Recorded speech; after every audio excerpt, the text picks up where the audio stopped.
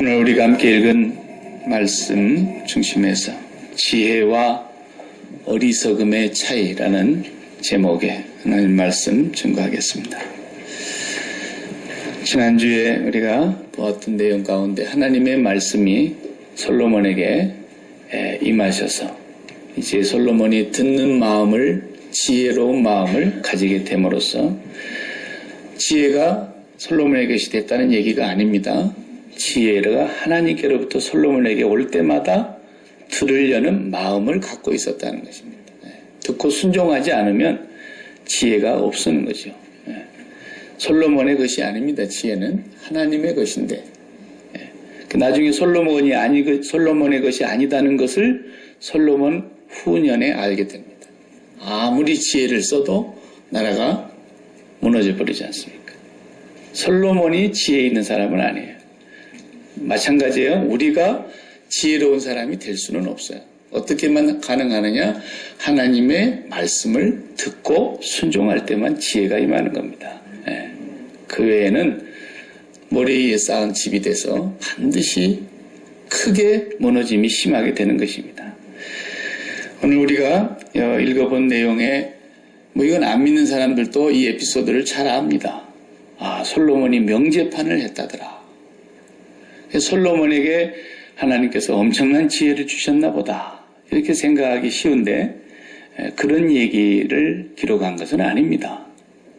솔로몬이 지혜를 받았다는데 얼마만큼 지혜를 받았는가? 봐라, 이 재판하는 거. 이런 걸 보여주려고 기록한 내용이 아니에요. 이것은 그렇게 보면은 이솝우와의 지혜로운 얘기나 별다를 게 있겠습니까? 세상의 책에도 이런 지혜로운 얘기는 많이 나와 있습니다. 이 본문에서 말씀하려고 하는 것은 이제 지혜로운 사람, 지혜라고 하는 것과 어리석게 사는 사람, 어리석음이라고 하는 것이 본질적으로 무엇인가를 가르쳐 주려고 그러는 겁니다. 솔로몬이 지혜를 받았습니다. 이제 하나님의 말씀을 듣고 순종만 하면 됩니다. 구하지 않는 부귀영화까지도 전무후무한 복을 주시겠다고 약속까지 받았습니다. 이제부터 솔로몬이 그 하나님의 지혜로 하나님의 백성들을 분별해서 다스리는 것만 남아있는 거죠. 그래서 저와 여러분이 솔로몬의 이렇게 지혜로운 판결, 이것에 우리가 관심을 두면 안 되고 지혜와 어리석음에 무슨 차이가 있길래 이런 판결이 나올 수 있느냐는 겁니다. 이걸 이제 법적으로 보면은 이건 판결을 못 내리는 겁니다. 무슨 말씀인지 아시죠? 법에서 판결하는 것은 심증을 갖고 판결할 수 있는 건 아무것도 없습니다. 법은 오직 팩트, 사실을 가지고 그 사실이 사실이라는 걸 증거하기 위해서 뭘 합니까? 증거를 찾아내는 겁니다. 증거 불충분이면 판사는 다시 돌려보내죠. 증거도 불충분합니다. 이거 왜 두 사람만 밖에 없었다 했잖아요. 태어난 애기 둘과 어미 둘밖에 없었습니다. 애가 증언할 수는 없는 거 아닙니까? 아무도 본 사람이 없습니다. 아무도 증거가 없습니다. 증인도 증거도 없는 이 재판을 어떻게 한단 말입니까? 하나님께서 하나님의 지혜가 무엇인가를 보여주시고 그 하나님의 지혜로 사는 사람과 어리석음으로 살아가는 사람의 차이가 무언가를 이 재판의 과정을 통해서 우리에게 주는 아주 중대한 교훈이 있는 것입니다. 내용을 잘 아시죠? 네. 여기는 창기 두 여자라 그랬습니다. 자초지종이 없습니다. 그냥 이 두 여자가 한 집에서 살면서 3일을 차이로 두고 같은 시간에 애를 낳습니다. 누구의 애인지도 이런 얘기가 없습니다. 그런데 잠버릇이 심했는지 돼지나 되면 그렇게 하는 건 제가 종종 봤습니다. 돼지는 새끼 나면 빨리 꺼내줘야 됩니다. 몸을 못 이기는 이 애미돼지가 새끼를 깔아뭉개서 죽이기 때문에. 근데 이 사람을 낳은 애미가 얼마나 둔했으면은 자기 애를 깔아뭉겼습니다.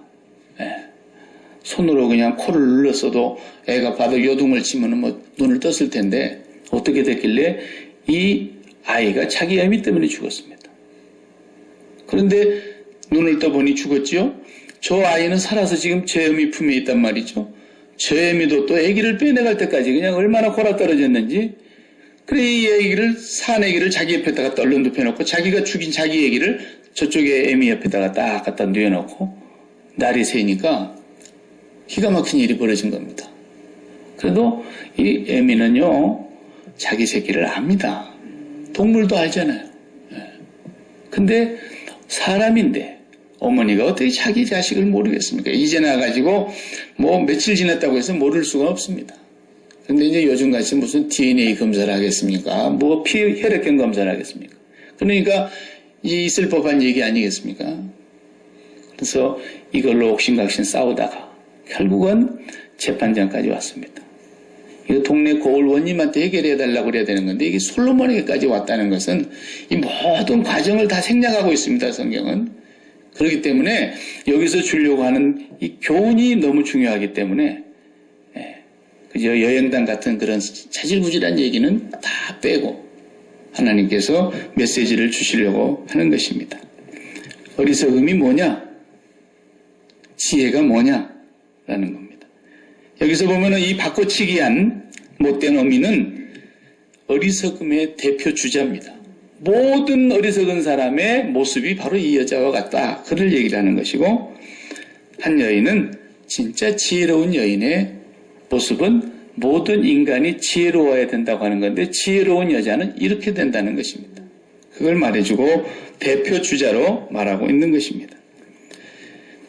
또 조금 이걸 어려운 말로 하면은 무슨 말이냐면 저는 어려운 말 잘 못 쓰는데 어떤 사람은 소유를 중심으로 살아가는 사람이 있고 어떤 사람은 생명 중심으로 살아가는 사람이 있다는 얘기입니다. 소유의 가치와 생명의 가치. 그러니까 생각해 보세요. 자기 아이를 자기가 죽였습니다. 그러면 대성통곡해야 될 일입니다. 그렇잖아요? 그런데 바꾸면 된다고 생각했던 거죠. 있을 수가 없는 일 아닙니까? 저쪽의 것을 내 걸로 소유로 만들고 내 것을 저쪽으로 주면 되겠구나. 이렇게 생각했다는 이 사고방식을 보세요. 사람이 애가 죽었는데 이걸 맞바꾼다고 됩니까? 네. 어디 무슨 우리가 그로소리 할 때 물건 빠져나가면 거기다 대체로 같은 물건 딱딱 채워 넣지 않습니까? 이 여자는 이렇게 생각하는 겁니다, 지금. 사람의 생명을 거기다 갖다가 바꿔치기 해놓으면 된다고 생각하는 거죠. 아주 소유 중심으로 살아가고 있는 어리석음의 극치의 대표 주자다, 이 여자는. 네. 그것을 먼저 우리가 한번 짚어봐야 될 부분입니다. 그래서 솔로몬의 이 재판의 판결은 뭡니까? 신하들이 보고 있습니다. 구경하는 사람들이 다 보고 있습니다. 당사자 둘이 와서 옥신각신 네 것이다, 내 것이다, 내 것이다, 네 것이다 계속 싸우고 있는데 모든 사람들이 보는 앞에서 소유의 문제 아닙니까? 네 거냐, 내 거냐? 이러고 있는데 솔로몬의 재판은 생명의 문제로 딱 다루게 되는 겁니다. 생명의 문제를 얘기하면서 이 한 여자가 거기서 그 휘말림 속에서 빠져나오고 있는 거예요. 왕이여, 이 아이를 저 여자에게 그냥 주시고 죽이지 마옵소서. 이 진짜 어미의 마음속에 이건 소유의 문제가 아니라 줘야 되겠구나. 생명의 문제를 생각하게 되겠다는 것입니다. 이것이 지혜의 출발점인 것입니다. 아기를 바꿔치기한 이 여자 얼마나 악한가 보세요. 악함의 극치를 보이고 있고요. 어리석음의 극치를 보이고 있는 것입니다. 소유 중심으로 살아가는 사람의 대표적인 모습입니다. 사람이 왜 다 평소에는 악하지 않게 보여요? 우리 집 옆에 가령 어린이 유괴범이 와서 이사를 와서 산다 할지라도 매일 아침에 만날 때 여러분이 참 제 이웃에 이렇게 당신같이 좋은 분이 오셔서 너무 감사합니다. 나는 매일 당신의 얼굴을 보면 참 사는 맛이 납니다. 이렇게 하고 맨날 인사해봐요. 그럼 그 사람이 유괴범이라도 좋게 나옵니다. 네. 근데 부처님 가운데 도막 같은 사람이 여기 우리 옆 집에 이사 왔어도 어떻게 당신 같은 사람이 우리 집 주변에 와서 사는지 난 기분 나쁘다 이래보세요. 사람은 그 악함이 다 속에 내재되어 있지만 어떤 계기가 돼야 그게 폭 튀어나오는 거거든요. 언제 그게 튀어나옵니까? 소유의 문제가 발동이 걸리고 이해관계가 딱 얽히면 그 악함이 그대로 나오는 겁니다. 그 사람의 윤리관이고 도덕관이고 인생관, 세계관이, 가치관이 싹 다 뭉쳐서 나오는 거예요. 아, 저 여자가 저런 수준이구나. 지금 그걸 보여주는 거 아닙니까? 아니, 여러분 그럴 수 있어요? 산부인과에 가서 우리 아이 죽었다고 아무나 하나 갖다 놓으면 됩니까? 요즘도 그것은 말이 안 되는 얘기 아닙니까? 소유의 가치에 매달려서 논쟁하고 거기서 시기하고 질투하고 분내고 짜증내고 막 원망하고 염려하고 이런 모든 것들이 다 소유의 어리석음 때문에 발생하는 것들입니다. 여러분도 한 번씩 다 들어보셔서 아는 분이지만 그 파스칼이라고 하는 사상가가 그런 말을 했습니다. 인간의 마음속에는 큰 빈 공간이 있다는 겁니다. 그래서 그 빈 공간이라는 것은 예수 그리스도로 채워지지 아니하면 채워지지가 않는다고 말했어요. 네. 네. 그런데 그 예수 그리스도로 채워지지 못하는 그 빈 공간은 하나님이 그렇게 만드신 거예요, 본래. 인간의 마음을 그렇게 만들어 놓으셨기 때문에 뭔가는 채워야 되는데 인간이 범죄하고 죽음으로 말미암아 하나님을 벗어버리고 하나님을 등지고 거역하게 되면서 그 마음에 텅 빈 공간에 살 수가 없는 거예요. 뭔가 집어넣어야 계속 사는데 뭘 집어넣어야 되나? 하나님 말고는. 그래서 인간이 만들어낸 가치를 거기다 집어넣게 된 거예요. 그래서 돈이 가치이기 때문에 돈도 집어넣어보고 그 돈을 또 많이 가진 뒤에는 명예도 좀 얻어보려고 사람들에게 이름을 한번 내보려고 명예를 사지 않습니까? 그 돈을 다 쓰면서 한 표만 찍어주시기 바랍니다. 이러면서 그 한 주먹도 안 되는 그런 곤불 10년, 요즘 곤불 10년도 못 가는 거네, 가만 보니까. 10년 넘어가는 권세가 없다더니 요즘 뭐 그냥 또 감옥을 하나 비워놔야 되겠잖아요. 아무것도 아닌 그런 명예 하나를 얻기 위해서 평생에 자기가 읽은 돈을 다 쓰고 그 다음에 그 명예를 가진 뒤에는 또 돈을 다시 채우잖아요. 이게 인간이 그걸 다시 채우자니 얼마나 많은 악을 행해야 됩니까? 얼마나 많은 거짓을 행해야 됩니까? 얼마나 많은 사람과 연루돼야 됩니까? 그 한 사람 잡아넣기 위해서 다 지금 꼬리 잡고 깃털 잡고 이 몸통 잡을 일만 남았습니다 보니까. 소유가 중심이 돼서 살아가는 사람의 결국은 그렇게 되고 마는 것입니다. 그러니까 아담과 하와가 범죄하고 그 마음에 하나님을 벗어버리고 그 마음에 하나님을 채우지 못하고 세상의 것을 채우고 사는 사람은 성경에 뭐라 그랬어요? 살아있으나 죽은 자로다. 산송장이다. 그 말이에요. 마음 있는 사람 들으면 기분 나쁘겠지만 어쩔 수가 없어요. 우리 아버지가 그러는 거니까. 예수 그리스도가 없으면 산송장이다. 그렇잖아요. 아담과 하와가 따먹나는 정령 죽으리라 그랬지만 따먹고 그작시 죽었습니까? 백설공주처럼? 아닙니다. 900년을 사셨습니다. 안 죽는 줄 알았죠. 그러나 진짜 참 생명이 그 속에서 빠져나간 것은 살아있지만 송장이다 이거예요. 산송장. 이것을 소유 중심으로 살아가고 있는 사람의 모습이라고 성경은 말하고 있는 것입니다. 진짜 엄마는 이 소유의식으로 인해서 벌어진 분쟁, 네 거냐 내 거냐를 놓고 하루 종일 싸웠는지 며칠을 두고 싸웠는지 계속 싸우다가 이 문제가 해결 안 되니까 그러면 재판장으로 가보자. 솔로몬 임금에게까지 갔다 이거예요. 갔는데 솔로몬 임금이 재판을 하는데 소유의 문제를 따지지 않고 생명의 문제를 딱 거론하는 겁니다. 칼 갖고 와. 똑같이 반으로 나눠주면 되겠잖아. 이렇게 나오는 거죠. 그러자 이 문제에 휘말려 있던 참 어미가 그 급물살에서 쏙 빠져나오는 거예요. 왕이요. 아닙니다. 저 여자의 것입니다. 주십시오. 이렇게 나오는 거예요. 네. 증거도 없고 증인도 없는데 자기 입으로 이실직고를 하게 되는 결론이 났어요. 그래 좋습니다. 내 것도 되지 말고 네 것도 되지 말고 절반으로 나누어 주시옵소서. 이게 자기가 자기 죄를 알게 되는 거예요. 소유 중심으로 살아가는 사람의 결국을 우리가 보게 되는 것입니다. 사람들이 다 그렇습니다.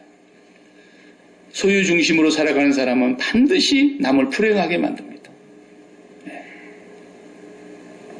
심지어는 남을 불행하게 만들면서까지 소유를 가지려고 그럽니다. 소유 중심으로 살아가게 되면 자식이 부모도 안 보입니다. 얼마나 무서운 세상이든지 우리가 알지 않습니까? 그러나 여러분 아시는 대로 이 행복이라고 하는 것, 이 만족이라고 하는 것, 이런 기쁨이라고 하는 것이 소유에 있지 않다고 하는 것을 예수님께서 이 사람은 내가 무슨 유산이나 나누는 재판가인 줄 알아? 사람의 넉넉함이 그 소유에 있질 않아. 다 예수님이 말씀하셨어요. 그러니까 소유로 인해서 행복한 사람은 수준이 거기밖에 안 된다는 거예요. 스스로가. 예. 목사들도 마찬가지입니다. 예. 그저 목사의 기쁨이 어디에 있는 겁니까? 목사의 기쁨이 어디에 있어요? 큰 예배당? 거기에 꽉 차 들어오는 교인들?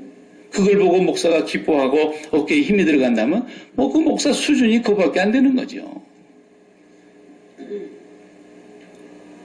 10사람이 있어도 목사는 10사람 보고 기분 잡치는 게 아니고 하나님 때문에 기쁜 사람이어야 돼요. 그래야 그 사람이 목회할 자격이 있는 거예요. 나는 언제나 100명 넘는 목회 한번 해볼까? 그것이 목표가 돼가지고 주야 100명만 주시옵소서 100명만 주시옵소서. 그러면요 그건 목사도 아닙니다. 그건. 하나님께서 뭐라 하는지 아세요? 그러면 100명 먹고 떨어져라. 목사를 예를 들었습니다마는 사람 다 마찬가지예요. 자기의 소유를 가지고 만족을 찾으려고 그러고 거기서 행복과 의미를 두려고 하는 인생은 결국은 그때 가보세요. 다 비참해집니다. 너무너무 추해집니다. 인생의 지혜가 어디에 있느냐? 마음이 하나님께 가 있는 데서부터서 출발하는 겁니다. 왜 그렇습니까? 지혜는 듣는 마음이라고 들으려는 마음이기 때문에 그 마음이 언제나 어디에 가 있는 거예요? 하나님께 가 있는 거예요. 하나님께 가 있어서 하나님의 관점을 보겠다는 겁니다. 하나님 어떻게 보실까 이걸? 하나님의 생각을 듣겠다는 겁니다. 하나님의 뜻을 알아야 되겠다는 겁니다. 하나님 앞에서 항상 그 마음이 하나님께 가 있는 상태, 여기가 지혜의 출발점이라고 말해요. 네. 어리석음은 뭡니까? 하나님을 빼고 그 나머지 모든 것에 가치를 두고 사는 것을 말하는 것입니다. 그래서 최고의 지혜가 어디에 있느냐? 성경은 예수 그리스도는 하나님의 지혜니라. 고린도서에 그랬잖아요. 하나님의 지혜가 예수 그리스도라는 거예요. 그래서 예수 그리스도 안에는 하나님의 모든 충만하심으로 충만하시더라. 예수님.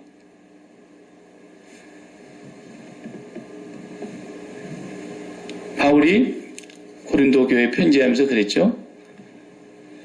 헬라 사람들은 지식을 추구하고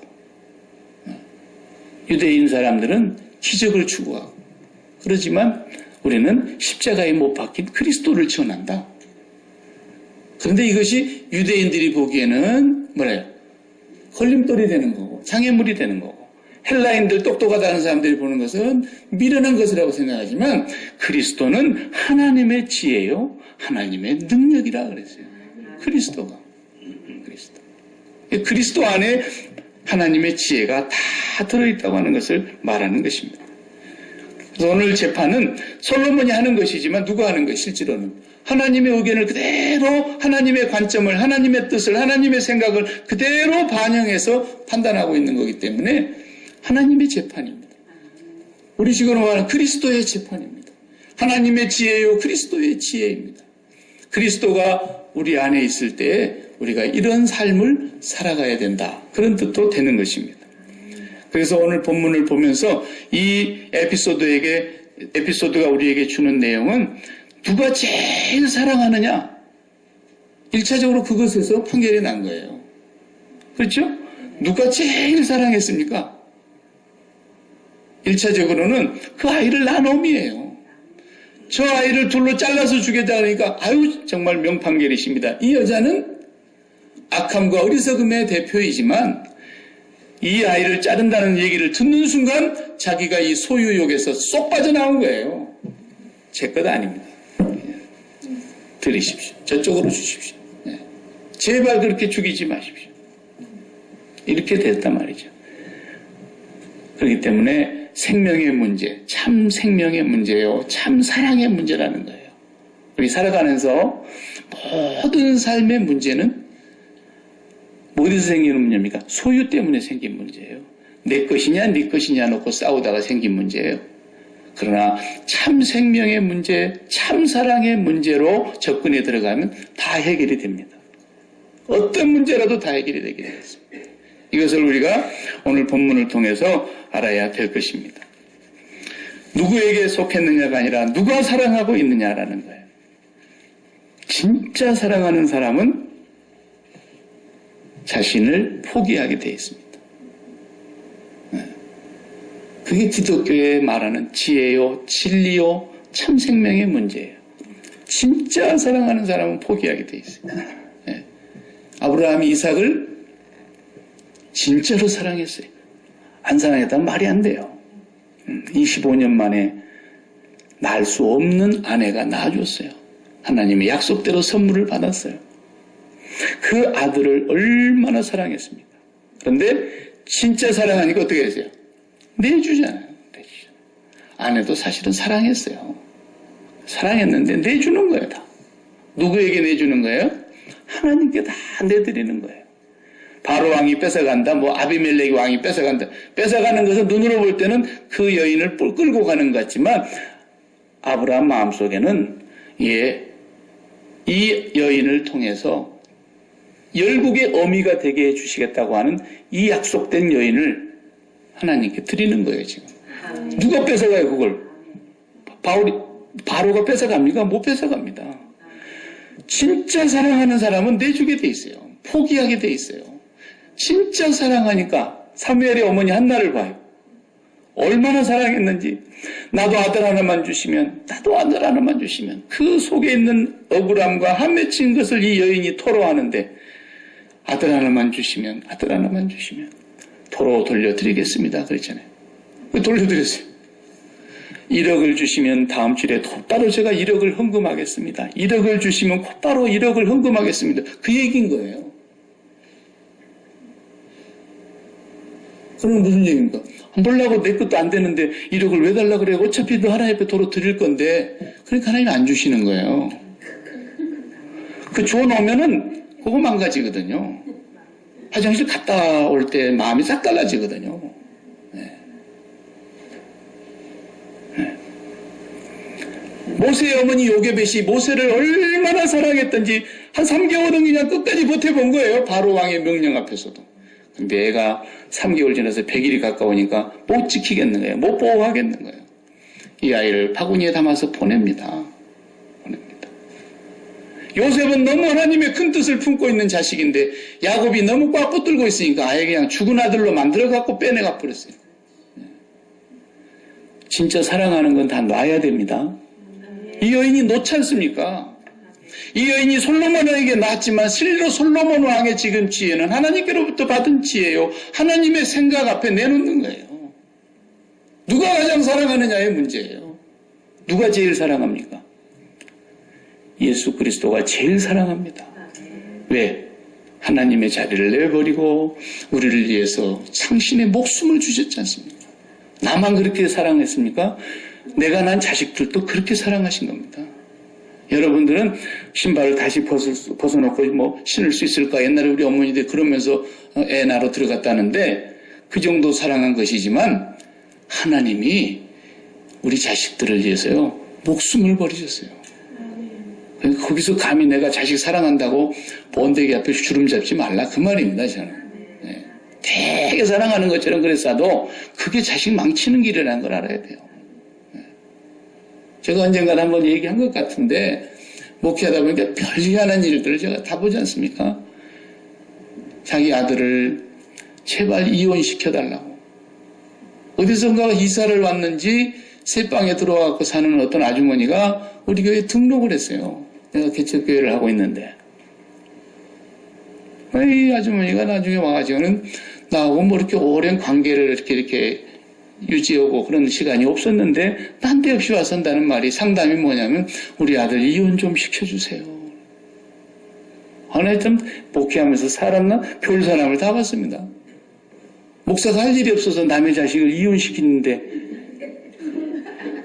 왜 그러십니까? 그랬더니 남편을 일찍 여의고 이 아들 하나를 키운 홀엄이에요. 예. 나인성 과부의 외아들처럼 누가복음 7장의 말입니다. 이거 자기가 남편 삼아 벗 삼아 자식 삼아 이렇게 키웠는데 얼마나 공부를 잘 시켰는지 그 대덕 연구단지 키스트에 있어요. 예. 상당히 지혜롭고 지식이 출중한 청년이에요. 그 부인을 누구로 얻었나 하면 초등학교 여선생님을 얻었어요. 예. 뭐 초등학교 여선생님이 뭐 나쁜 건 아니잖아요. 무조건 싫대. 예. 어떻게 해서든지 갈라놓으면 좋겠대. 아무리 해도 자기 말을 안 들으니까 제 도움이 필요한 거예요. 예. 당신은 하나님의 사자니까 쪼개놓을 수 있지 않겠냐. 예? 나보고 솔로몬의 명제판을 하라는 거예요, 지금. 예. 야, 나중에 뭐 지저분한 얘기 더 오래 할 것도 없고 아들은 정신병동으로 갔고요. 결국은 부인은 이혼을 해서 딸을 데리고 멀리 가버렸어요. 이 홀어머니는 다 잃어버렸어요. 예. 자기가 제일 사랑하는 줄 알고 예. 다 잃어버렸어요. 내줬으면 다 얻었을 텐데 예. 좋은 며느리 좋은 손주 다 얻었을 텐데 천하를 주고도 바꿀 수 없다고 하는 나인성 과부의 외아들 같은 그런 자식도 다 잃어버렸어요. 이 사람이 정신병이 와버린 거예요. 정신분열증이 와버린 거예요. 어머니가 나를 어떻게 키웠고 나를 위해서 어떻게 희생했다는 걸 아니까 어머니 말도 들어야 되겠고 세상에 나 하나밖에 없다고 인생을 다 걸고 온 저 여자도 내가 보호해야 되겠고 이러도 못하고 저러도 못하고 정신병동에 가둬놨어요. 자녀를 예를 들었습니다만 자녀뿐만이 아닙니다. 우리가 갖고 있는 모든 것이 온 우주가 주님의 것입니다. 오늘 교동문에서 산들도 그의 것입니다. 바다도 그의 것입니다. 자녀뿐만 아니라 하나님이 모든 것의 주인이십니다. 근데 그분하고 왜 네 것이냐 내 것이냐 싸우냐 그 말이에요. 우리 보고. 싸우지 말라는 거예요. 하나님이 정말 두 동강 내주실까요? 네. 아니에요. 하나님 앞에서 네 것 내 것 싸우다가 인생 끝나버리는 것입니다. 우리 아이들을 전부 다 우리가 낳았지만 누구 것이에요? 우리의 태를 빌려서 우리의 씨를 하나님이 사용해서 다음 세대에 생육하고 번성하고 충만하게 하신 하나님의 뜻을 이룬 것이지 내 것은 아닙니다. 내 것은 아닙니다. 그 사람들이 우리보다도 훨씬 더 하나님을 잘 섬기는 위대한 주님의 종들이 될지 누가 알겠습니까? 내 것이 아니라 왜 그분의 생각과 그분의 관점과 그분의 입장으로 들어가려고 하지 않고 내 뜻대로 하려고 그러냐는 거죠. 네. 우리는 어떤 것에 있어서도 소유권을 주장해서는 안 됩니다. 가장 사랑하는 사람이 누구냐라는 걸 알아야 됩니다. 가장 사랑하는 사람이 1차적으로 엄마였죠. 그런데 그 엄마는 자기도 하나님의 소유라는 걸 알아야 됩니다. 그리고 그 소유주이신 그분에게 내놓는 겁니다. 그분이 당신의 뜻대로 행하실 것이라는 겁니다. 바로 재판관인 솔로몬에게 내놨습니다. 모든 판단을 왕에게 맡겼습니다. 하나님의 입장을 대변하고 있는 솔로몬은 진정으로 사랑하는 것을 가르쳐 주신 것입니다. 네. 진정으로 사랑하는 것이 참 지혜라는 것을 깨닫게 해주신 것입니다. 하나님의 소유입니다. 하나님의 소유가 아닌 것이 있으면 한 가지라도 여러분 주장해 보세요. 우리의 소유는 아무것도 없고 오직 하나만 우리의 소유로 하나님이 허락하셨습니다. 그것이 누굽니까? 우리 주 예수 그리스도의 아버지 하나님이십니다. 그 아버지 한 분만 우리의 소유입니다.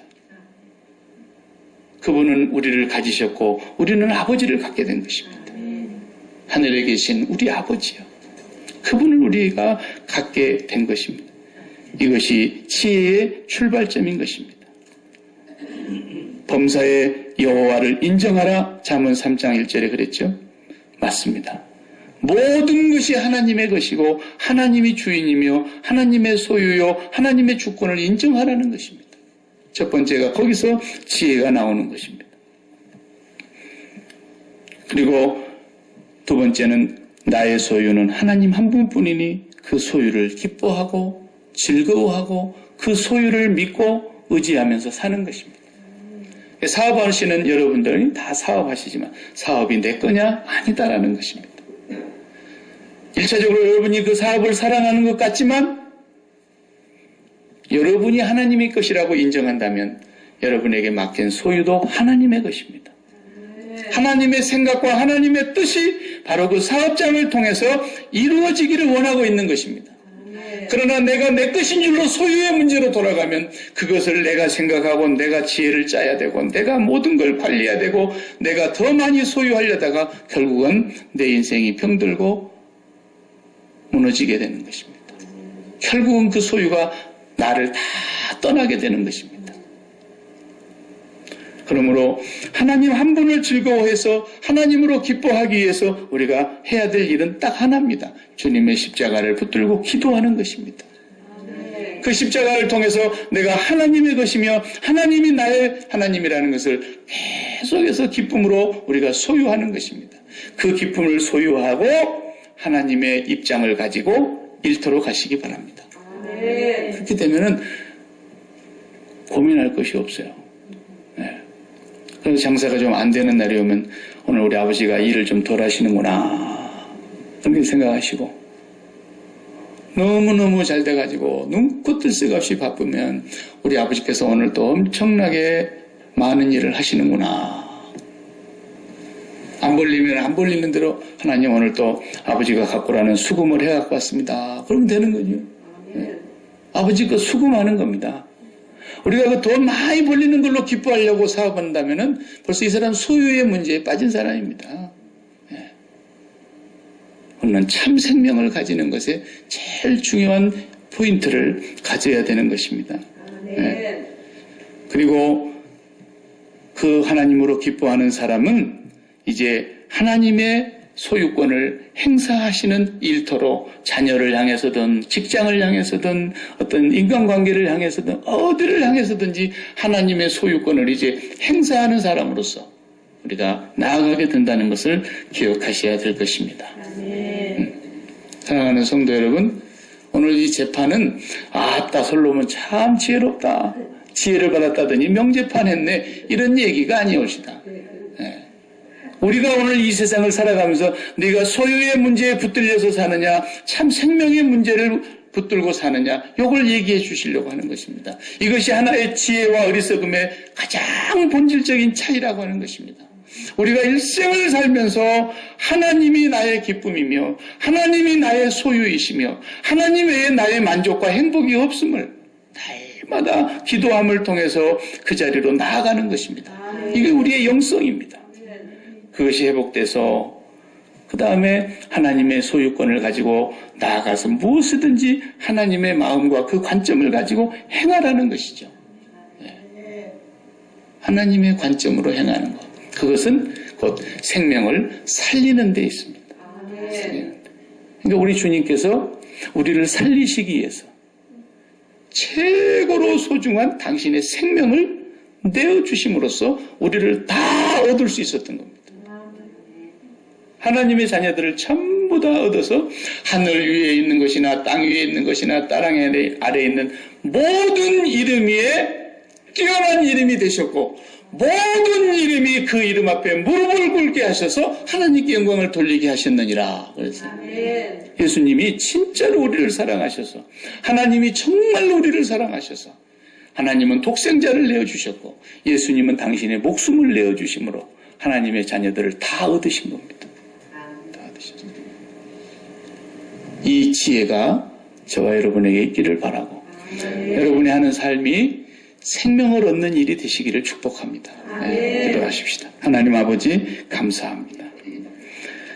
솔로몬의 재판 과정을 통해서 우리에게 주고 계시는 하나님의 이 놀라웠고 깊고 오묘하신 뜻을 저희들이 깨닫게 하시고 우리가 이 세상을 살아가면서 소유의 문제에 부딪혀서 소유의 문제로 우리의 마음을 상하고 소유의 문제로 우리의 인생이 어리석은 길로 들어서지 않도록 그 어리석음 속에 휘말려서 그 소용돌이 속에서 인생을 마치지 아니하도록 저희들을 불쌍히 여겨 주시옵시고 참 생명의 주인이신 하나님 아버지께로 우리의 마음을 돌려서 하나님을 마음에 담고 하나님을 모시고 살아가는 귀한 자녀들 되게 하여 주시옵시고, 날마다 하나님의 관점을 듣고 하나님의 생각을 깨닫고 기도하고 그 보좌 앞으로 나아감을 통해서 하나님의 마음을 얻어서 그 하나님의 마음이 땅에서 이루어지는 하나님의 소유권을 주장하는 귀한 자녀들이 되게 하여 주시옵소서. 예수님의 이름으로 기도하옵나이다. 아멘. 아멘.